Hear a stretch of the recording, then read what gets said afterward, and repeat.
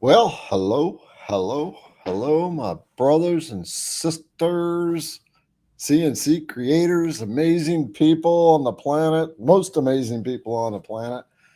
How are we doing? You got some audio from me? Give me a yes if you got some audio. Hey, Jack, Cosman, who else we got hanging around here? Give me a comment if you can hear me. How do? What's up, Bull? Yeah, Bull and me and Mark Lindsay we were chewing the fat the yesterday on Bull's channel, Bull Shanigan. Hey, Larry, Cruz. Hey, Cruz. All right. So you know what I want to talk about today? I want to talk about Lou. What's up? Dana. So what I want to talk about is why we got into CNC. I was going to be talking about business today, but maybe we'll get to that. But I want to get an understanding of why all my brothers and sisters got into this amazing craft, and what drew you to it, and why this happened to be it. And I'll start with my story as to why I got into this. Hey, John. Hello, JDNL Custom Woodworking. And we got Nigel from Australia. Man, I am about due for a flight down there. If I just like pounded on the floor, you'd probably feel it because I mean you're like right straight down that way. Hello, Bert. Roger, what's going on? Roger the man. He's one of my background guys helping me out on CNC Entrepreneurs.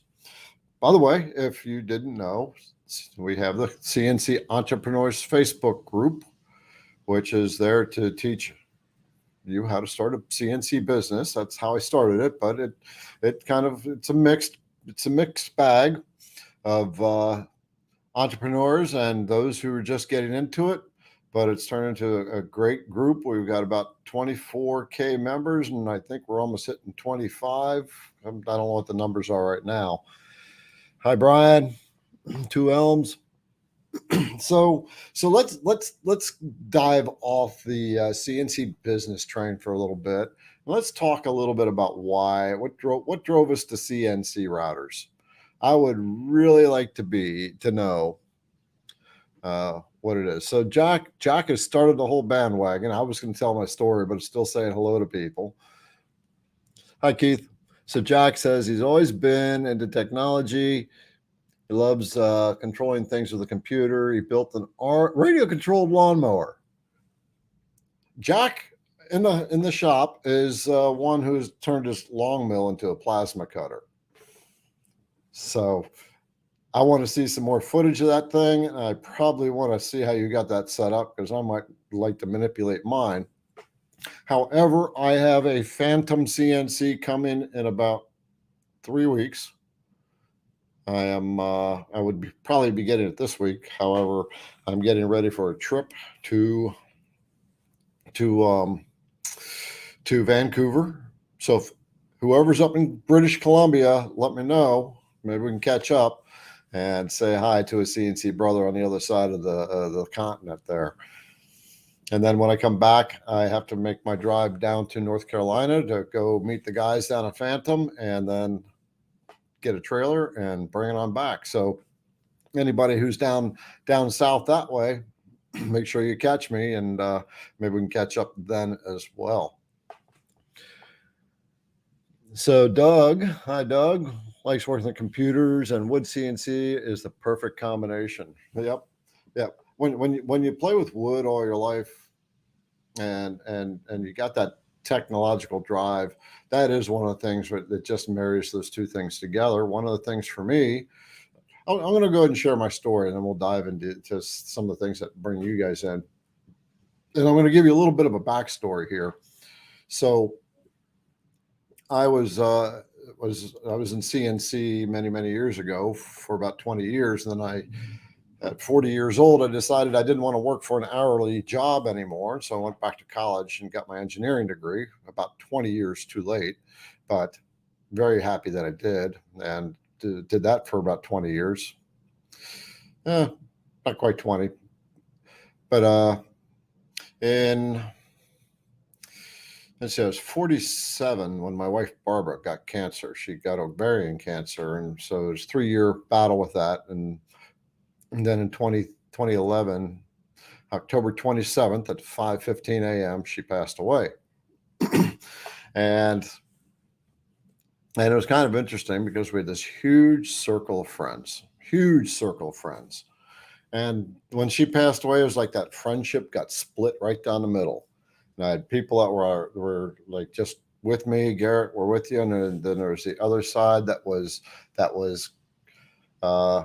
I felt like they had turned their backs on me, and I was her friends. I don't know why, but that's what kind of happened, and it made me really question what was going on with the world, and why suddenly the people that I thought were friends felt estranged too.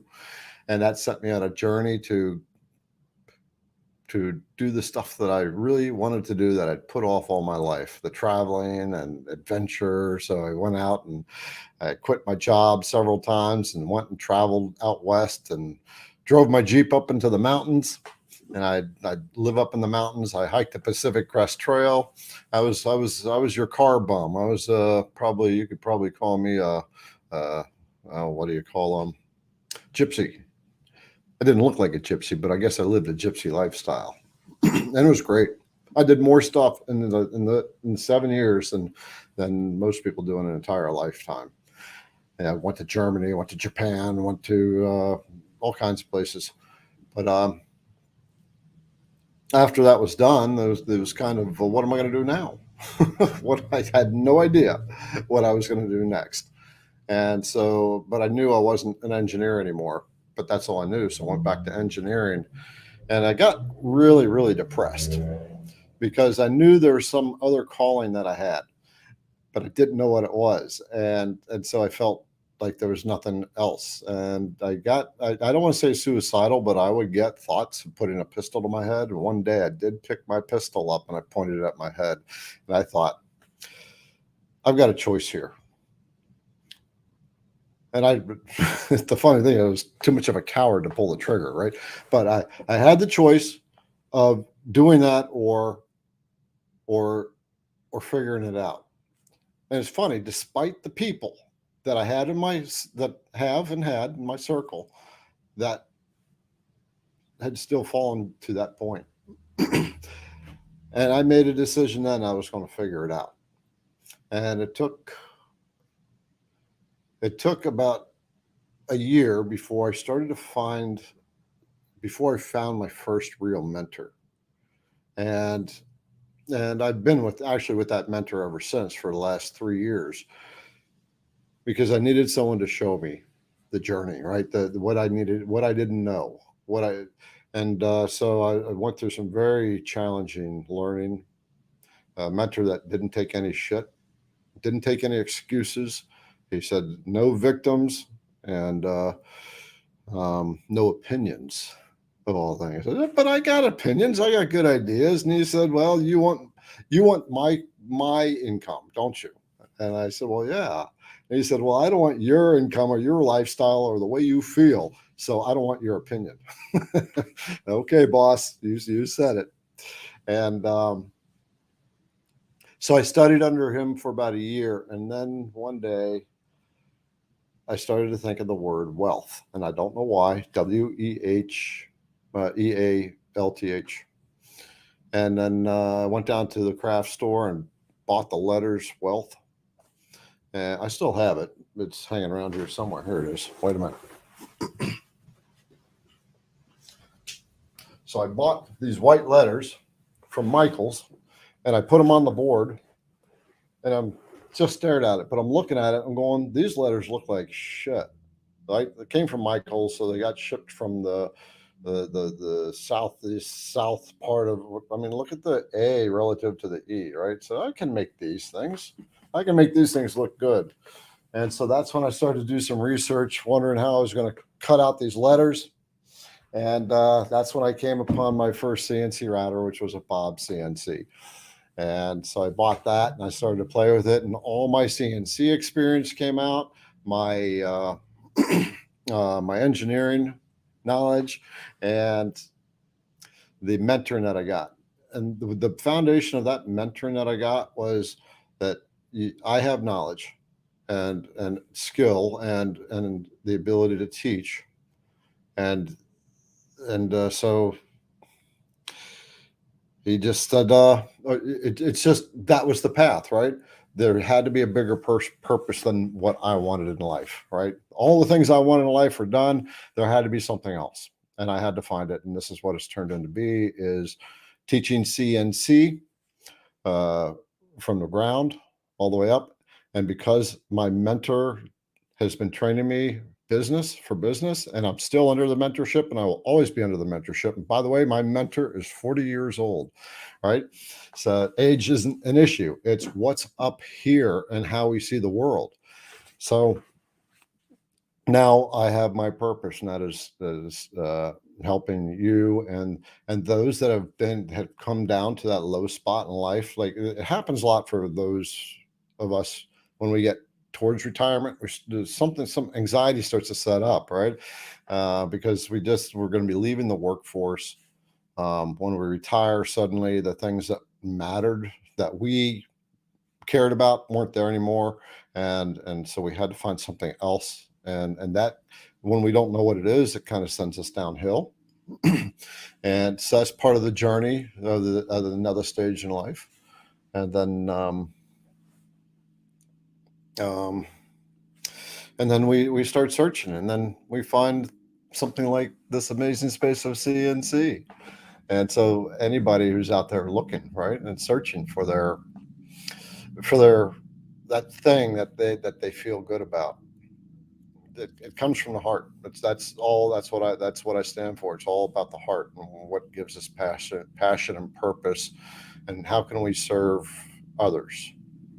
And so that's where I'm at now, and I couldn't ask for a better place to be, a better community of people who are all at the core of it creators, right? We as humanity, as individuals, we are creators.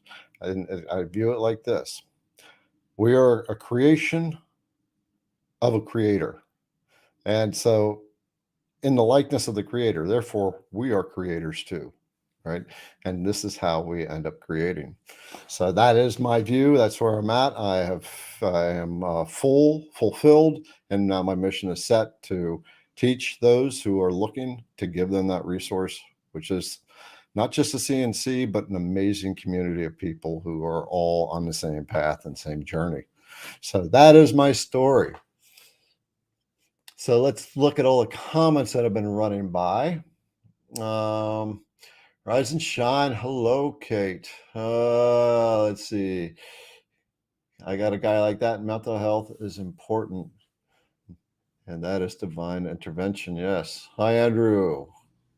I am doing amazingly well. I am in the one spot that I love to be in. Stopped working for a little bit and being able to talk to you and our brothers and sisters out here.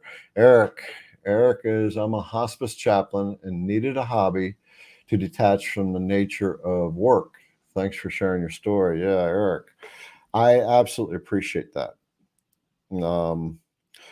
Being what you just shared, Eric, has been on my heart over the last couple of weeks.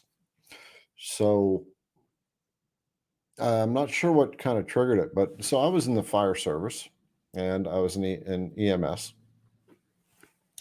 and I remember it was one of the last house fires I went on, and it was in the middle of the night, and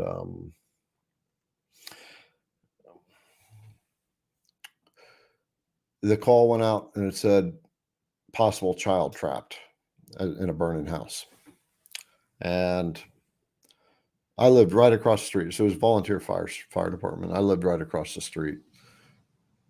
And damn, I never got up so fast, right? And anybody else.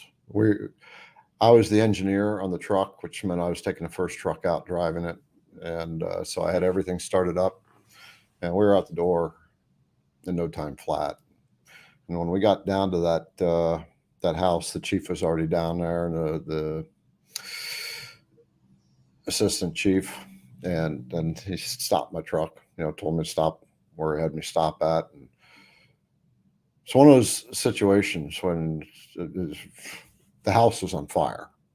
All right, it was what they call balloon construction, and the fire had run from the bottom to the top, and just coming out all the windows. I mean, you knew in your heart, but you weren't willing to accept it.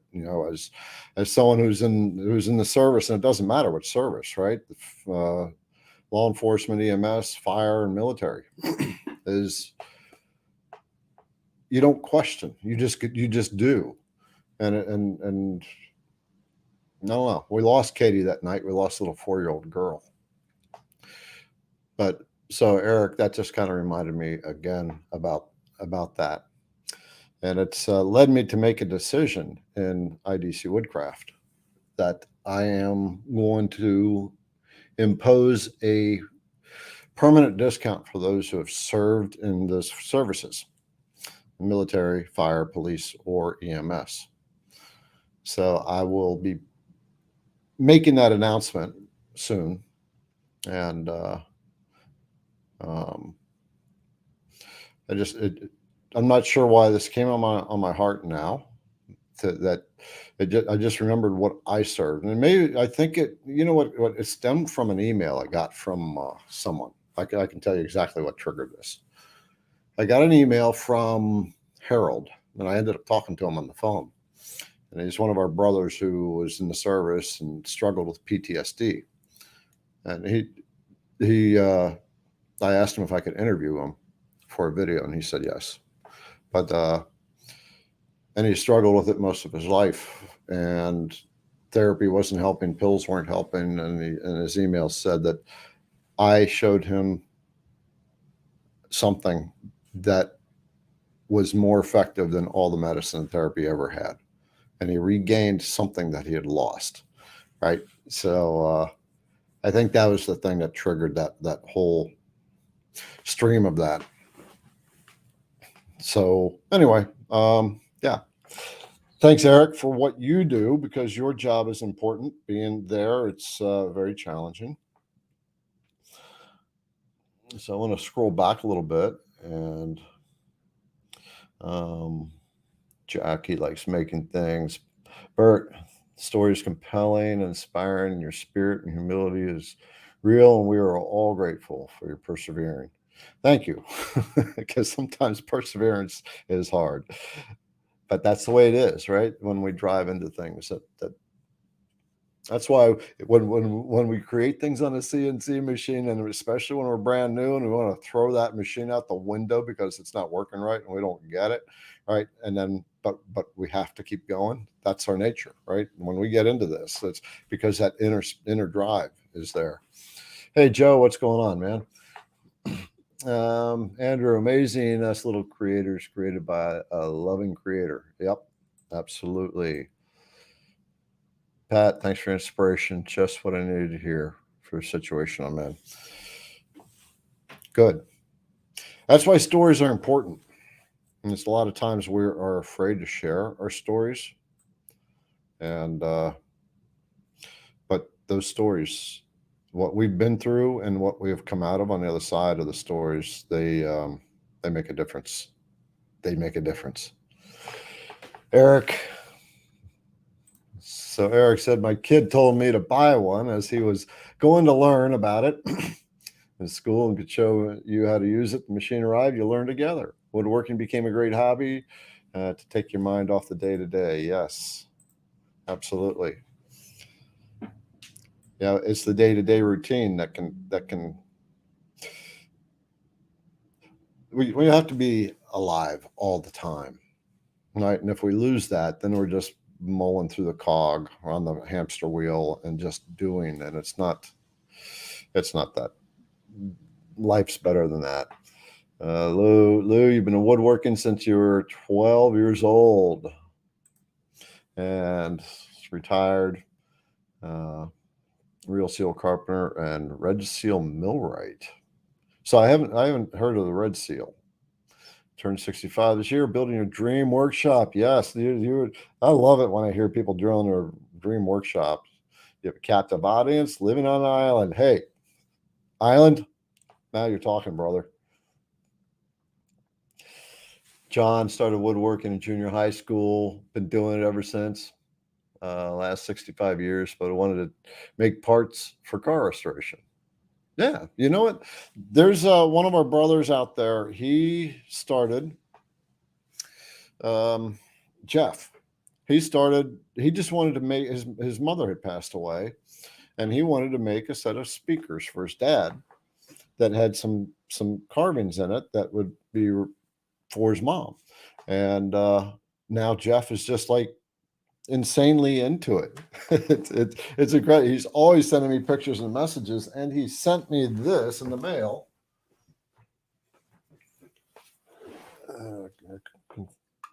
Card. So it's a magnetic card holder, and then he put it's like an aluminum card. You can't really see, but it's laser burned with the IDC logo. And then on the back, it's my QR code for my website. When I get things like that, it just really it has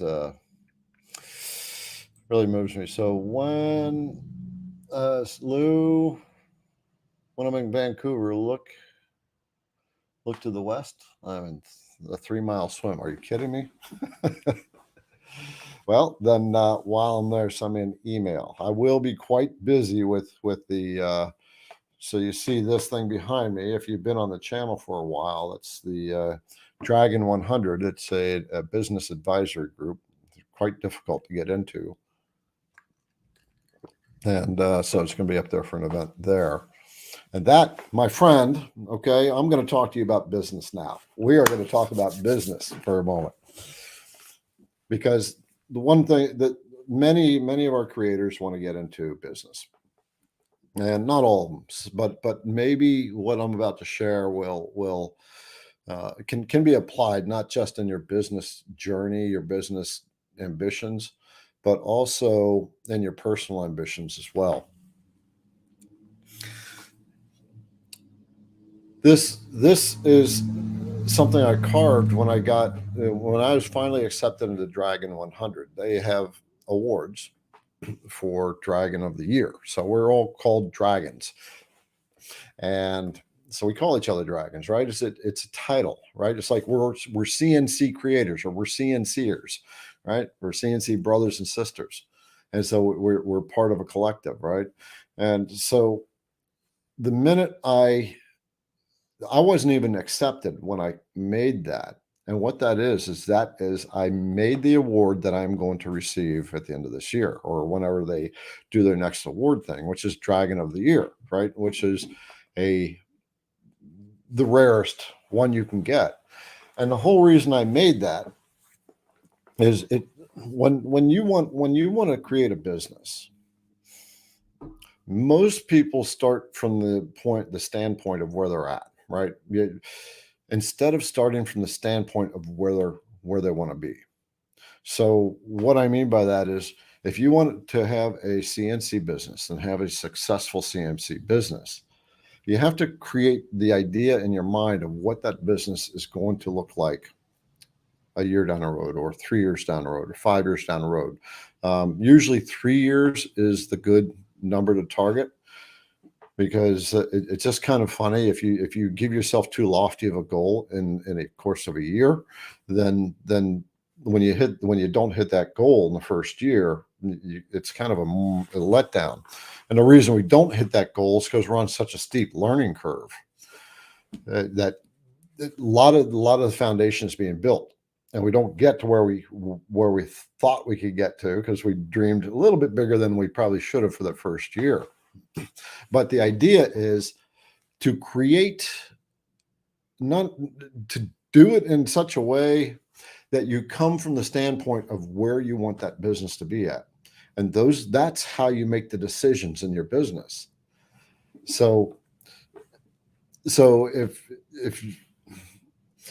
with IDC Woodcraft, right?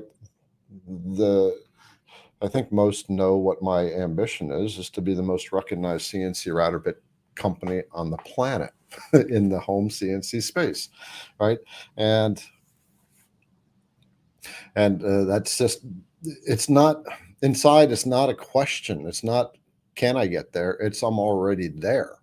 And now it's just a matter of reality has to catch up, and I've got to just do the things for reality to make the proper steps.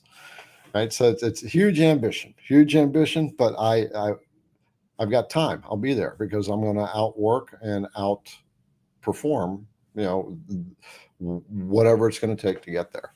So the tip I'm trying to share with you here is, when you're starting a business, think about where you want to be at in 3 years with your business. And then when you're making business decisions, make them from that standpoint. And it's a challenge when you're not used to doing that. And I am still learning how to do that. So when I'm in that perspective, I have to get people in place to take care of things so I can create more content to teach you, and to work on the business and start working on some of the other things that I want to get in place in the business. So let's see what I've been missing here. Matthew, you've been in woodworking since you were 10. I'm now 45, found a passion in electronics, went to school and founded school for it just recently. Wanted the ability to facilitate your own parts for robotics. This is so cool, the crap people get into to make. I mean, it's just so amazing. Now, Matt, you're gonna have to send me pictures of what you're making. I definitely want to see that. Tom, you're inspiring and really helping me, my business up and running, and I can lead the grind. Yes. So you can lead the grind. So I want to speak to that. So what Tom said here is he wants to get a CNC business up and running so he can leave the grind. In other words, Tom is working a 9 to 5 and he doesn't belong there anymore. His heart's not there. But at the same time, like many people, don't have the resources to say, I'm done, I'm walking away. My story, on the other hand, is a little bit different, Tom. I'm going to share this with you in just a second. So, but anyway, so this is the thing. So, Tom, in this, don't look at the thing that you don't want. Look at the thing that you're going to be at and work from that point, right? We have to work from joy, because believe me, I was at work. I was my last 3 months. I would go walk to the door and go, oh my God, I got to spend another 8 hours in hell. And I literally felt like that. It took every ounce of me to walk through those doors. Right. And the hardest thing is to look forward and say, this is where I'm going to be. This is what I'm working towards. And it doesn't matter. I have to make the sacrifice to get there. And part of that sacrifice is still working through the grind while you're building this on the side, brother. And you will make it. Always come from the place where you expect to be and expect to get there. Well, the other thing I do is I'm always writing down my goals. I'm always writing them down every day. Write them down. All right. Don't write them down from a point of, I don't want to be there. It says, I am in a successful business. I have a CNC business that is earning 100K, a year, or whatever you want it to be. Definitely push that number a little bit higher, right? And you have to set a deadline. You have to set a goal. And then you got to write it down every day and read it every day. It's super, super important, because what you're doing is you're pumping it into your mind every day. And so the background of your mind is starting to figure out, how the hell can I make this happen? And then the universe lines up and things just start to happen for you. Larry Brown, when you sold your printing company, Oops, got the wrong one. Oh, they're going by pretty quick. So Larry said when you sold your printing company in 91, you tried to retire selling handmade crafts at local markets. Love the smiles. You crafted all your creations. Smiles are awesome. And then you said wasn't long before you realized that there wasn't enough time in the day to make things and sell things at the same time. Okay, Larry's hitting the nail on the head, brother. So you took your time to create a product line and lay out a plan to mass produce replicas of the items that I was cutting and painting by hand. Okay, Larry, great, great, great, great, great. Um, as a CNC to replace scroll saw, a laser jet direct to product printer, screen printing equipment, and do the color detail. 25 item product line is set to launch next spring. All right, that's very cool. This is one of the things with CNC, the first thing you got to do is number one is this is what I've learned from my mentor, right? It's always mindset. It's always mindset. We've got to get our mind into the place of where we're going to be. And once you become that in your mind, it just happens. It just happens. But so when that happens, then the things start to happen. What Larry did is he retired and started to create stuff and was loving it, but there was too much to do. Right, Larry didn't have enough arms to do it all, and enough Larrys to be around in all the places, which is a problem I have right now. And so now, how he fixed it is he got smart and started to do productivity with the stuff. And so this is the ideal place to get to with your CNC stuff, is to find that thing that you can. The best balance is come up with a niche that you can work within, and then be able to vary it, give some customization to it. So you have 4 or 5 different products that are all with the same kind of theme. It's so important to get into a niche and trying to find that niche. Come next month, I'm going to start a little membership for those who really are trying to figure this out. And we will have little micro meetings to over a period of time to help you brainstorm and identify what's going on, and I will help you identify things that are holding you back. Because the only thing, here's the biggest lesson I got from my mentor: if your business isn't working, it has nothing to do with the business; it has to do with the business owner. All right, and that was like a big aha moment for me. All right, Butch, retired coal miner, 44 years, and been modeling woodworking since. With a kid, as a kid with your dad, wanted to learn something new. Yeah, Matt, what part of CNC? What part of NC are you going to be coming to, Garrett? Matt, you're gonna have to refine that question, because NC is, CNC is it's a pretty big, pretty broad question these days. 3D printers, lasers, embroidery machines. There's so many CNC machines out there. It's not funny. All right, thanks for your help to build your Bob's Evo. Looking forward to getting the long mill. Jack, you got the long mill? Well, Larry, if you get the long mill, do me a favor, make sure you use my link so I can buy my burger and my cup of coffee. Randy, no goals, no hope to move on. You have to have measuring. You have to have a measuring tool to grow. Positive affirmations continuously help for sure. Yep. Attitude is everything. Attitude of gratitude is everything. Paul, you've been a machinist for 30 years. Cutting wood is so much easier to cut than, than titanium. See, metal machining is a fun craft, though. It's a fun expertise to be in, and it's fun to always work through that stuff. Income. Matt, North Carolina. Okay, when am I coming to North Carolina? So I am expecting. I'm coming flying back from Vancouver on the 5th. And so when I come back for those 5 days, no shipments will be going out. So I'll have about 2 days worth of shipments that I'll have to send. And then so probably the 8th. I got to look at the calendar to see. Let's just take a quick look. So that would be the weekend. So it'd probably be like the 10th. I'd probably drive down on the 10th. That would be a Monday afternoon.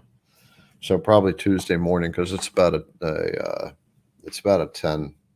11-hour drive down to there. What's up, Bill? And Bull, you miss it. What do you miss, Bull? Oh, by the way,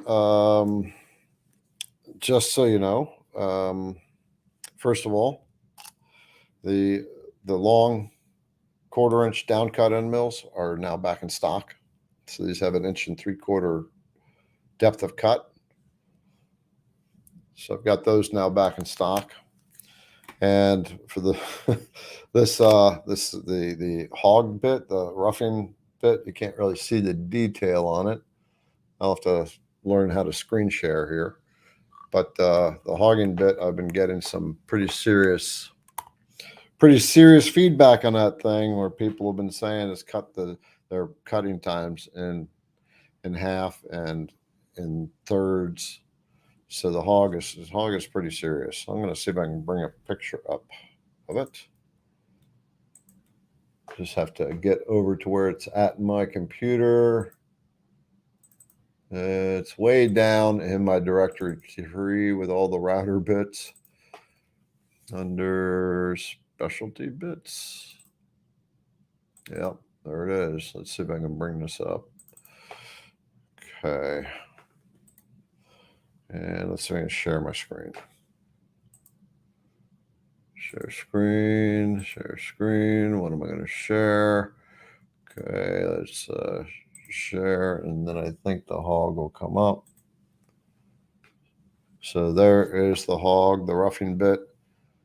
And this thing, it plunges at 80 inches per minute. You get a feed rate of 80 inches per minute with a step over of 80 inches per minute.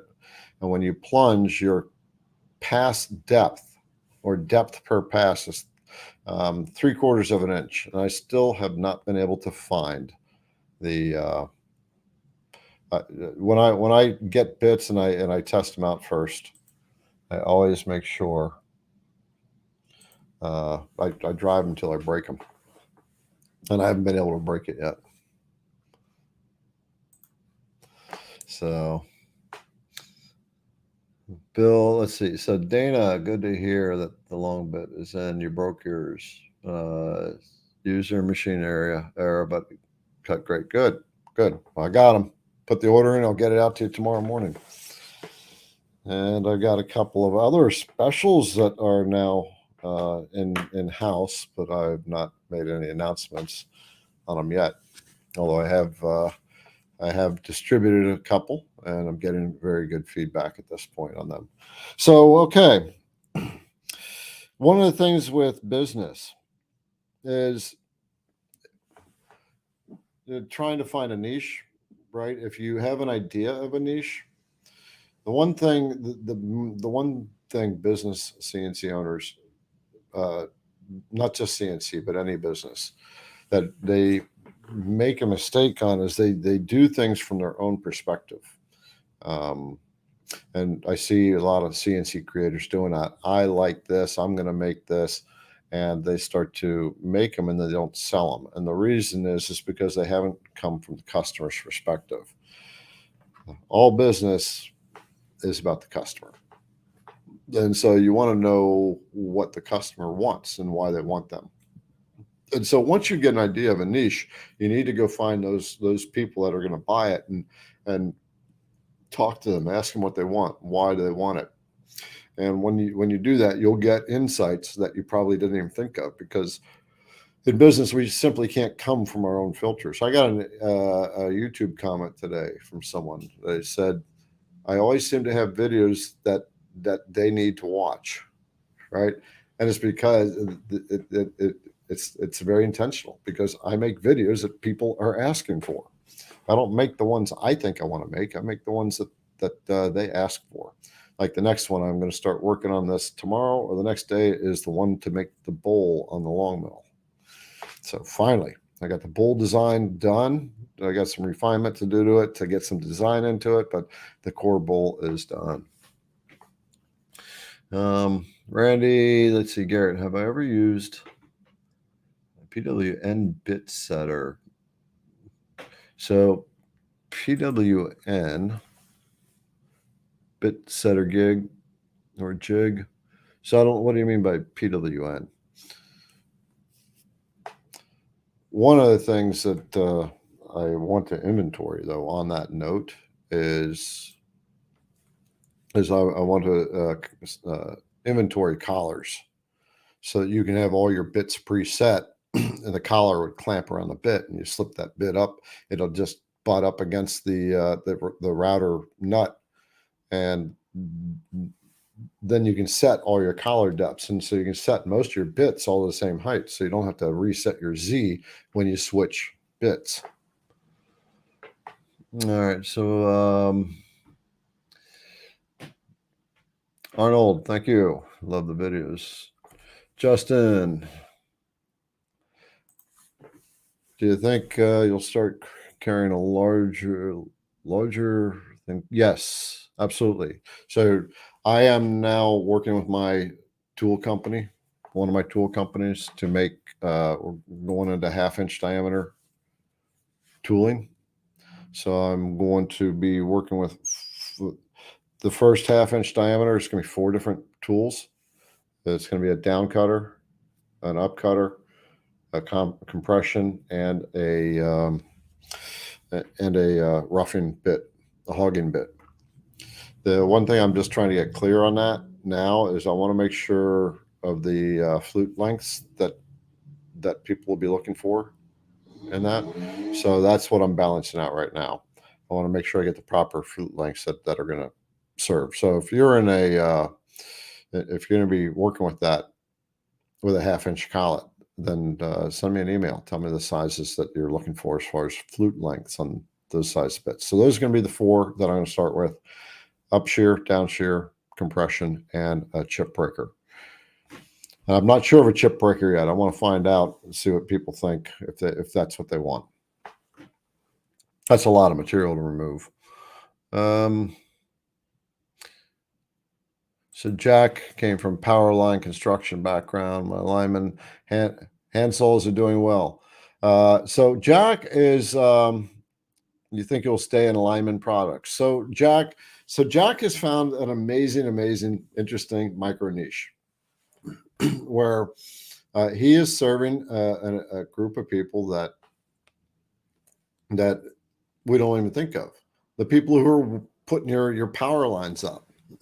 So they're linemen, and they have their own little clique apparently, and I'm assuming it is a journeyman level type of skill that they have to achieve, seeing as they're dealing with so much hazards and what have you.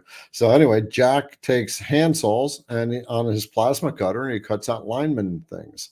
And so if you're in CNC Entrepreneurs Facebook group, you'll see him. He posts them in there once in a while. So if you're not in CNC Entrepreneurs, sign up to CNC Entrepreneurs.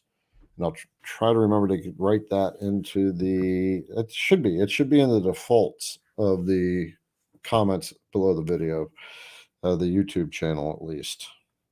So I got to put CNC Entrepreneurs. All right. When's my next in-person workshop, Bert? So I haven't done an in-person workshop. Do I have a video describing and showing compression bits? I think I do. I put up the pizza peel one not too long ago. I used a compression bit there. I've got a couple others where I'm talking about the compression bits, but I don't have a full-scale demonstration of the compression bits. So, Cosmin, if the spindle takes ER comments, they make heat shrink collets that will give you very repeatable tool change. Oh yeah, I didn't think about that. Instead of using a bolt clamped collet, use it to expand it, heat it, and expand it, and let it drop on. It'll squeeze down. What's the number of the? So, Bert, you're talking about the next in-person workshop. So, are you talking on Zoom or you're talking on? Um, I haven't done a live in person. I've had one person, two people here where I've trained them for a day. Right. So I have been thinking about doing an in-person workshop, but I'm not set up for it yet. So I'm not going to be doing that yet. Online, I will be coordinated something soon. Okay. Instead of doing it that way, I'm going to pop it on the screen. It's much bigger. John, what's the number of the long bit you just showed? Oh, so the number of it is XD-14. XD-14. Talking about that one right there. That's the 1/4 inch down cut. And then the hogging bit is HE14.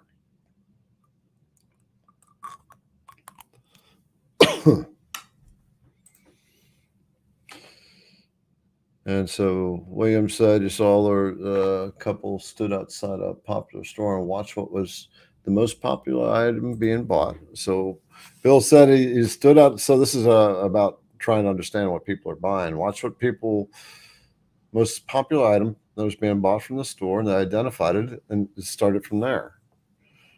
With your cactus at the end, Bill. So you'll never leave me alone with that cactus thing, but I'm glad that you won't. Yeah. So stand outside of a store and see what everybody's buying. Walk into the store and talk to people there if you're trying to figure out what to make.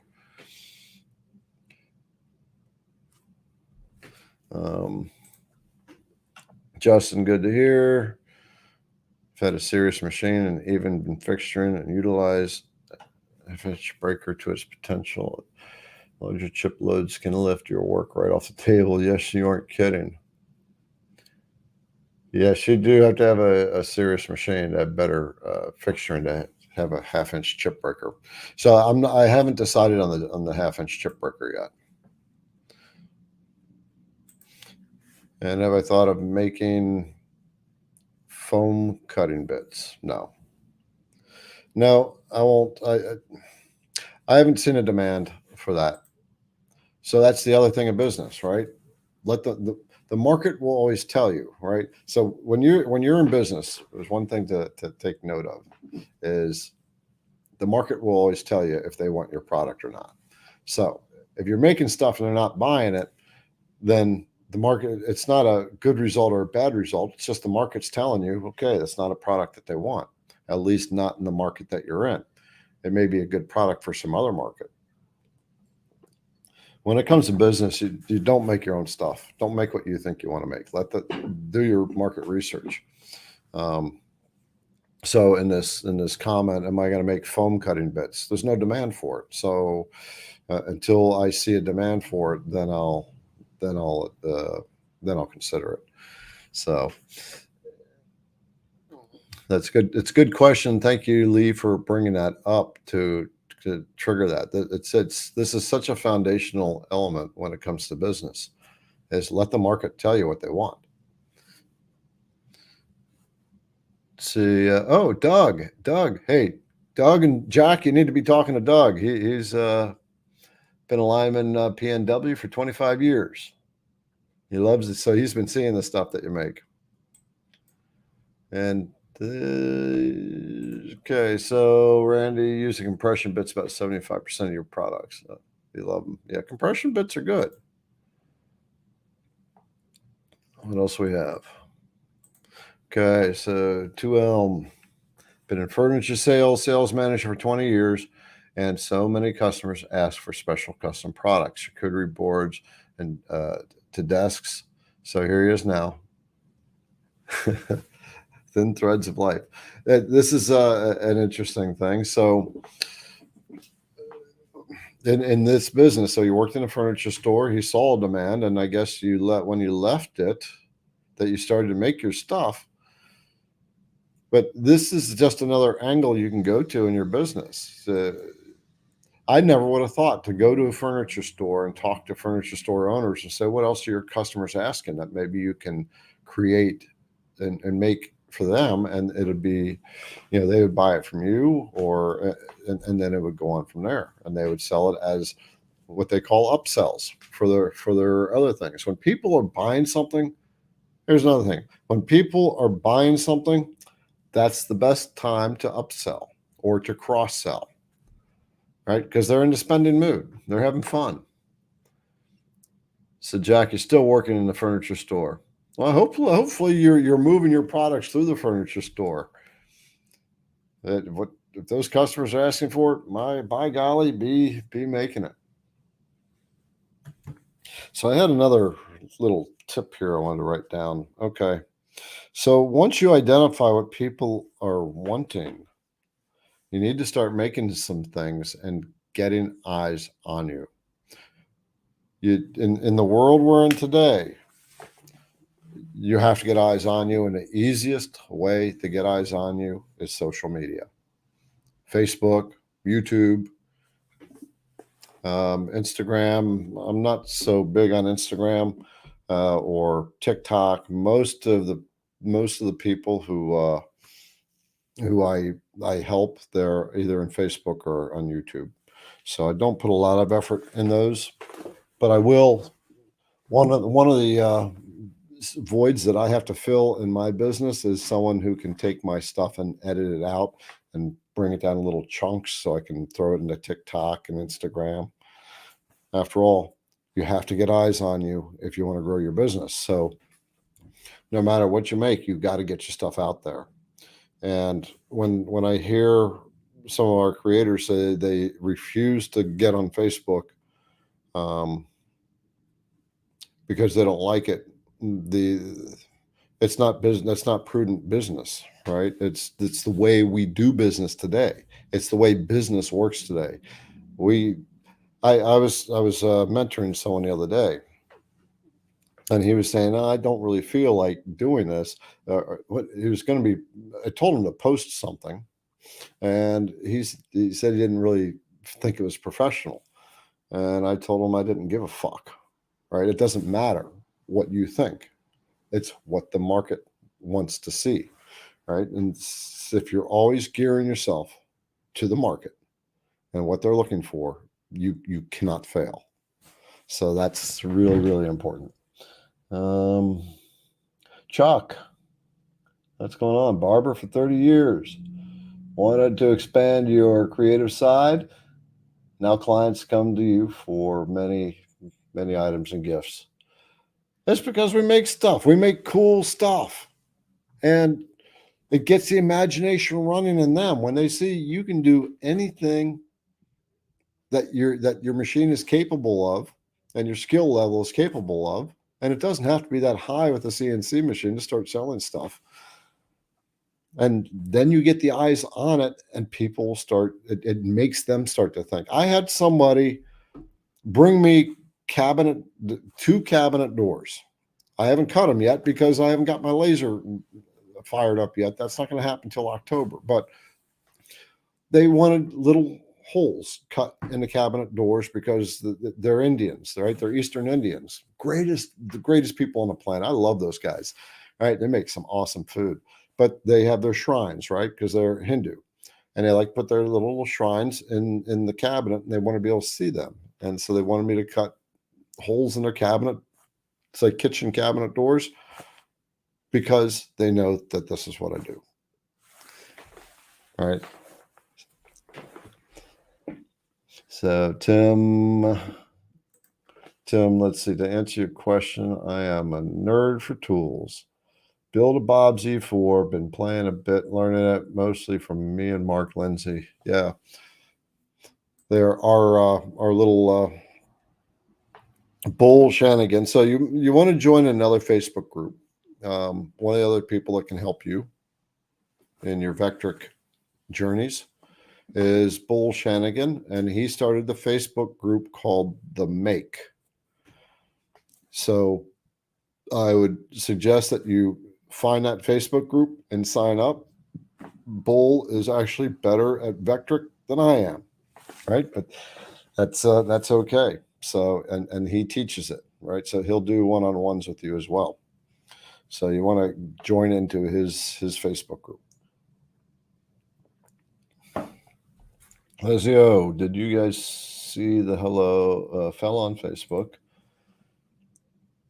Building a clock. That thing rocks. Completely doable on a CNC machine. I want to build a clock. I've seen many people build clocks.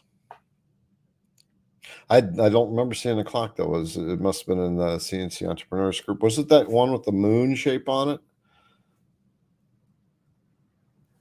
It had, and he just spun it. I'm not sure, but I guess I'll have to go back in and take a look. India is 50-50 Hindu and Christian. Yeah, I mean, it doesn't really matter. You know, people believe what they believe, and then I don't really care. I'm not in a position to judge anyone, right? As far as I'm concerned, everybody is amazing and awesome. And but I didn't know that. I didn't know that it was 50-50. But well, Hindu and Christianity are two of the largest religions. So that's the kind of precision you're after, Lazio. Maybe, you know what? Maybe I should start a clock, a contest, and we'll see who can make the. I wouldn't want to say who can make the coolest clock, but I guess I'd have to do a competition. Then we'd have to have a draw, right? So we'd do a gear clock, and then I guess what the competition would be was I would give away some bits. So maybe should I make that official? Should I do that? All right, Tim, you just joined this group. Good. Are there any business or CNC questions? Because we're coming towards the end of this one, but it's been great hanging out with you again. And should we do a competition, a clock making competition? Should I do it in the CNC Entrepreneurs Facebook group?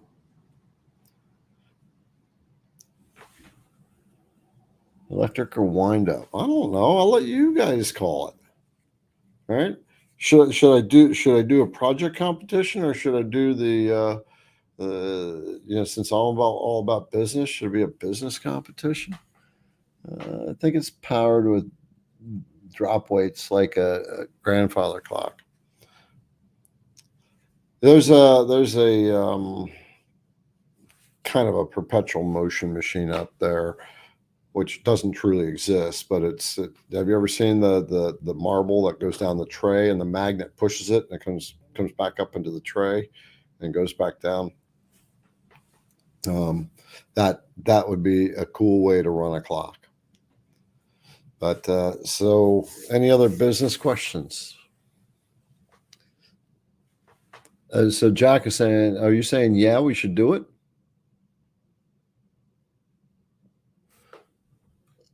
Okay, here we go. How do you set JDN Custom? How did you set up your website for selling? I have a website, but it only allows people to view my products and send me a message. So you probably need to install the WooCommerce plugin. I am actually, but my website is getting completely overhauled. It's going to look completely different in about a month, right?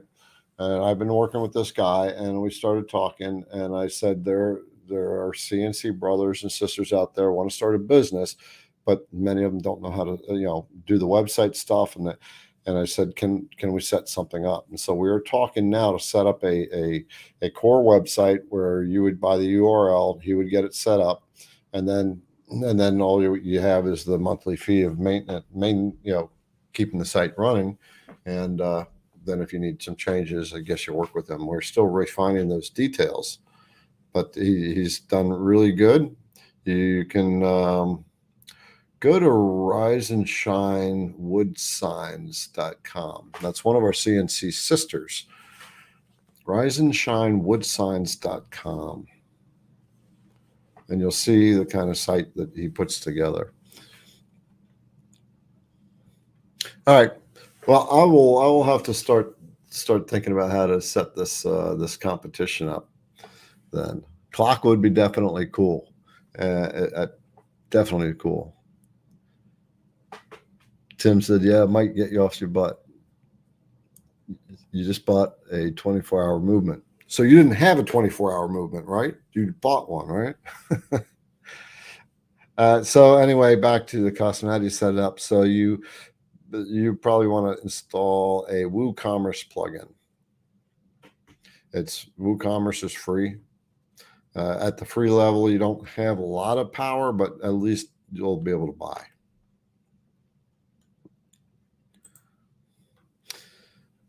Okay. Could wire binary counter clock. Oh, we're talking about clocks again. That's cool. Do I have anything else? Okay. With your CNC projects, get eyeballs on you. Get them out on Facebook. Show them to your friends. Go to the stores. Live in a town like I do, which all artsy people will buy these things up left and right. And hit the like button on the video, please. I only got 11 likes. Come on, let's see those numbers come up. Pretty bold asking for likes, huh? You're welcome, Scott. You don't think you would have bought your long mill without my advice? I am putting out a new long mill review video. It'll either be out tomorrow or the next day for the MK2.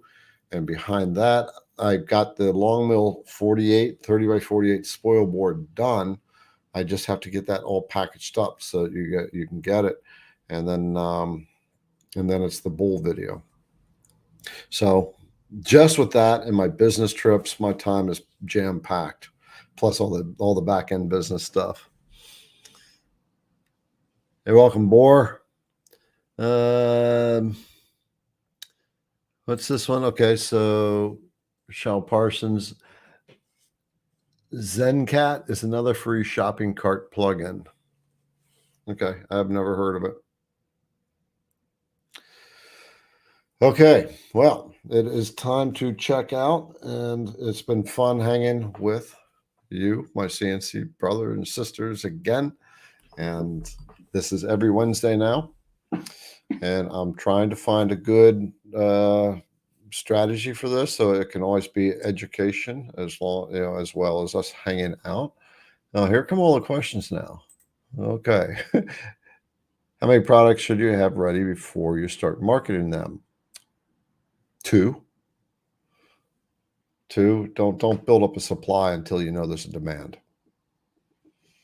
In fact, if you can, just two.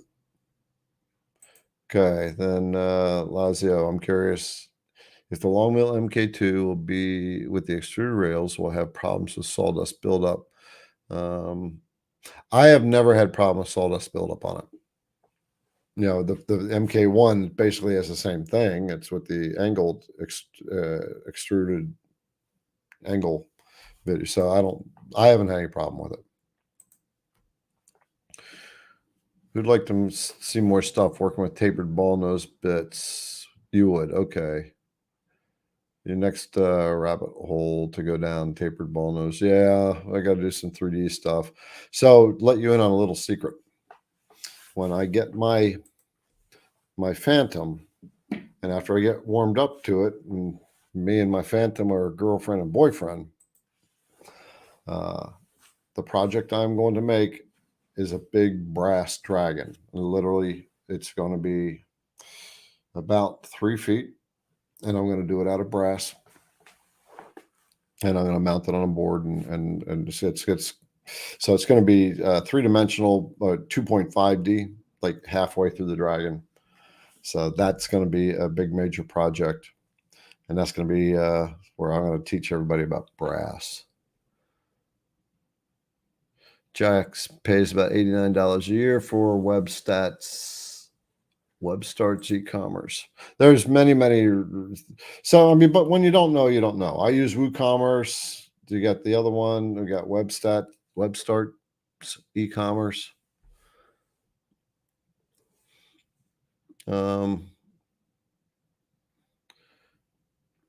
Yeah, and when you have a dust shoe on your CNC router, you don't see much dust coming out of it anyway. I don't use a dust shoe because I'm always shooting video, and so you can't see when you have a dust shoe. So, okay, well, there we go. All right, then I am going to bid you all adieu and see you in the next video, my sister or brother. And keep on CNCing. We'll talk to you next time.